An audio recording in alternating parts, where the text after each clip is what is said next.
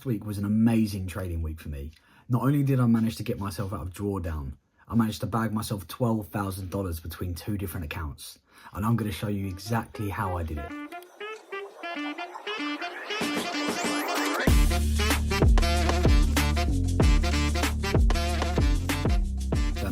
Welcome back to the channel and welcome back to this 5th episode in this series. Now, I didn't expect this to take this long. I thought it would be done within about a month or just less, at least to pass the phase 1, but it just is what it is. I had 2 months of the worst price action I've seen in about 3 years, and it is what it is. So yeah, we managed to get ourselves out of drawdown, and we are now 3% up on 2 separate accounts.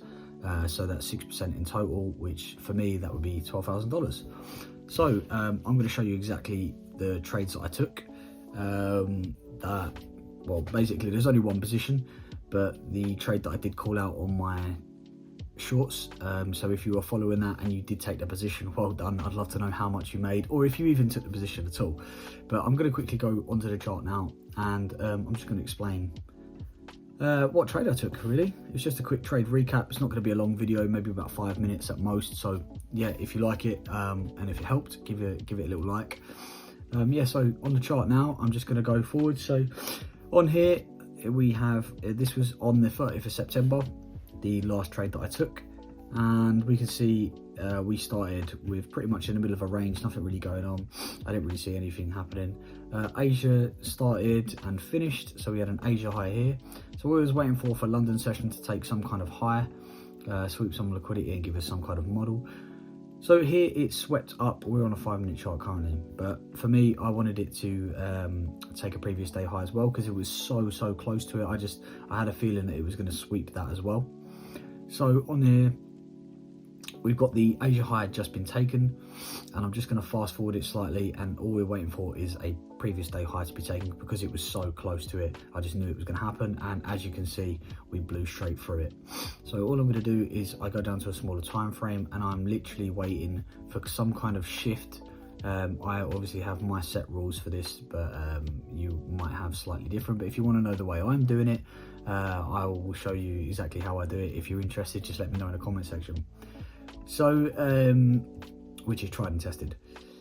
So yeah, I'm just waiting for a market shift, and we never really got that. And this, bear in mind, this is before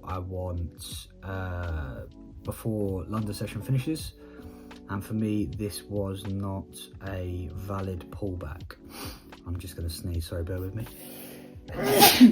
oh it's hay fever, it's killing me off at the minute. So this for me was not a valid pullback. If you want to know why, for me it didn't have 3 candles breaking and closing in the opposing direction. That is one of my rules.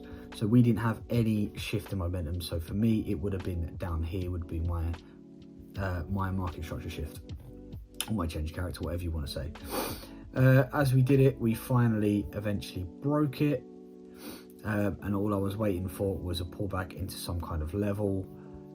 Really easy, and I would have picked probably this here. Let me just see if this was the correct day. Well, I'm pretty sure, before I just go back in time. 30th. Yeah. I was just checking that the trade was on the right day. So all I was waiting for some kind of pullback into this before 12 o'clock. And as you can see, nothing happened. At this point, London session had completely finished. For me, it would be 12 o'clock, but on here it says 11, but it is 12 British Standard Time. So all I was waiting for there was completely disregarding that level now, because that is no good for me. And all I was waiting for was New York session to start and to sweep some kind of high, either a high there or another 5-minute high, which would be here, any kind of level to be swept, and then a shift to be taken, a shift to happen, sorry. So as we can see, we're just going to move on to New York. New York has now started. Okay, so all we're going to do is we're going on to the 1 minute, and we're just going to wait for one of these levels to be taken, and then we'll go from there. So I'll just fast forward it. Nothing really happening, really boring, and it almost took it, but it didn't take it. Let me just double check that. Pretty sure, yeah, it almost but didn't. There we go. So once we've swept this level now, all I was waiting for was some kind of shift in momentum. Okay, so for me, it would have been, this would be the shift that I would have been looking for. And we'll just play price forward. It ended up sweeping the next high as well. So for me, at that point there, I would have then been looking at this particular level right here, these three opposing candles in the direction, breaking and closing in the opposite direction. The reason why I didn't take this is because this is so far away. By the time that even gets there, the move would already have happened, so it's no good to me there. So we're just waiting for some kind of shift, and there was the shift with imbalance. You see how much momentum that candle had compared to the others. Okay, so I literally just took, let's see the exact candle I took. I did take the, let me double check just so I've got it completely accurate. The reason I'm doing it on FX Replay is generally so much easier to do. On TradingView, it's a bit of a pain in the ass. Yeah, so was that. TradingView is a little bit janky to use. It's great for reading the charts, but it's a little bit janky, whereas FX Replay is really straight to the point. So it's so much better. So yeah, all I took was this candle here, this candle right here. This is my POI, and I had a short position for a 1 to 3, and I just put that straight above here. So you had, I think I had a 6-point stop loss, but I can ping that up on the screen now anyway for you. And yeah, I just went for a 1 to 3, and my 1 to 3 was eventually there. Okay, so that is all I just went for, target the 1 to 3, but full well knowing in this position as well that this here is an unmitigated order block that has broke structure. So knowing full well this is gonna highly likely have a reaction to this level, and then if it does have a reaction, it will go higher. So knowing that in the back of my mind, I play price forward. I think I had a 5.8, but anyway, it doesn't, you get the idea, it doesn't really matter. When it gets there, you'll see. Yeah, so price tagged me in, and very quickly we hit take profit, and there we go, take profit was hit. Even if I did have 6-point stop loss, it still would have hit anyway. Once this happened, I was completely done for the day. I'd made my 3% and I was out. If you was that way inclined, you could have traded the complete opposite position, and from here you could have traded straight back out of the position. I did not do that. I wasn't greedy, and I took my winnings and I was moved on to the next day. But if I play price forward, you'll see that this unmitigated area did have a reaction, and it did in fact go on to make a new high, which is great. All I'm doing is playing a small reversal. And then we had one position on the next day which I called out on my shorts, which was on the 1st of October. So I'm just going to skip price ahead, and I'll show you this one quick, because this was quite a good one. Okay, so the 1st of October, let me just check. This, bear in mind, this was partly due to news, but news is just a catalyst to push price in the direction that it wants to go in. I have no idea what that noise is. I think that's my girlfriend using a steam mop right now. That is good timing, that is good timing. Thank you very much, just what I want to hear. Okay, so again, all we was waiting for was London session to start, and we're just going to basically kick in for that. London session has started and we manipulated. Okay, so we're straight into the highs here, and we've got 1, 2, and have we got 3 opposing candles in the opposite direction? Yes, we have, breaking and closing, there we go. So all we have here is a position from this buy to sell right here that broke structure, which was here. Has imbalance, yes it does. Does it have liquidity above to take? Not currently, but it doesn't really matter.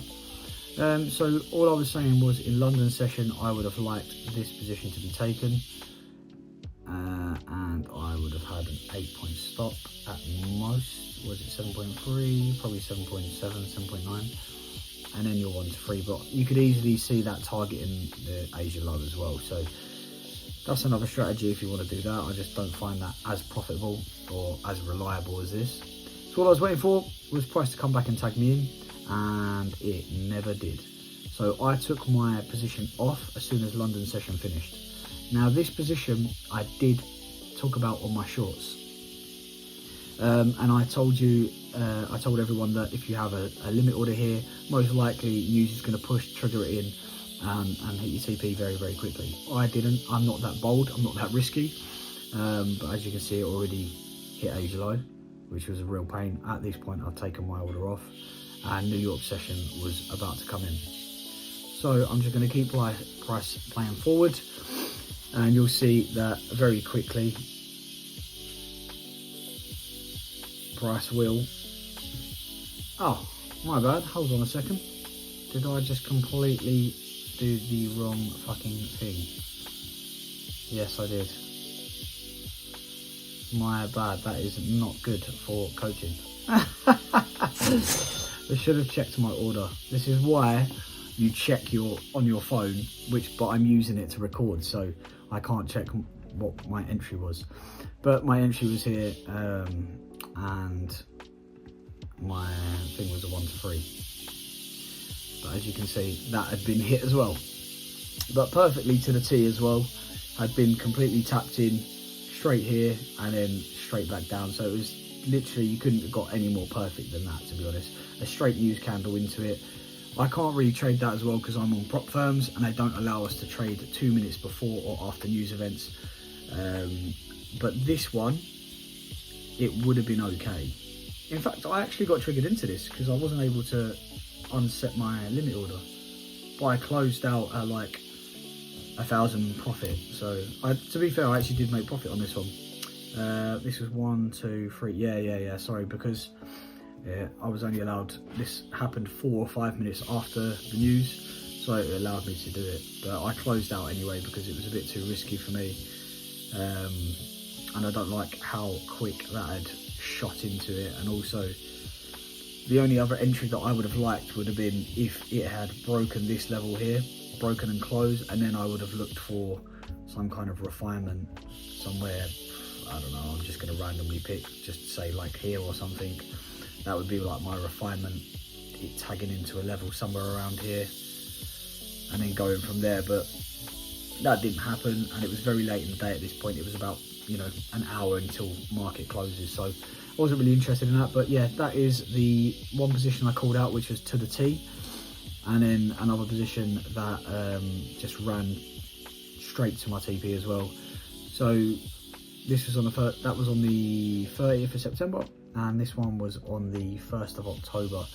So nothing else has happened so far, no other positions I've seen. So hopefully, I'm waiting today. What time is it? 3 o'clock. I'm waiting to see if we get a movement today. If I just go onto the daily so I can zoom, because where is my price gone? Here it is. Yeah, so what do I see going forward? Well, this is what I predicted the other day, from the 30th, from up here to then make a move all the way down to this daily POI. And it is on the way, it is on the way. But am I going to see a position today? Most likely not. I can see this here, these relatively equal lows that haven't been swept. So I can see this break in here, and then if we do get a model really quickly, then to push back up into something to then continue down. But I don't really see any of that happening today, so that's why I've been a bit quiet on my shorts. But yeah, I thought this was only going to be like a 2-minute video. It ended up being like a 14-minute video, but if you stayed to the end, thank you very much. I really appreciate it. And yeah, it looks as though that we've managed to get another 10 subscribers since last week. I think pretty much from the shorts. So yeah, just want to say thank you very much for watching, continuing to watch, and as we grow this channel and become hopefully £1 million funded trader. So yeah, and then all of the vlogs that go with it and everything like that, it'll be quite fun. It'll be a good thing to follow along for. But yeah, if you like the way I trade, it's very, very simple, and you're interested in it, just give me a shout and I'll help you. I've started a Discord channel, but I'm not really opening it up, to be honest, at the moment, just because I'm very new to YouTube and everything at the moment. So yeah, but yeah, hope you like the video anyway, and stay for the next one.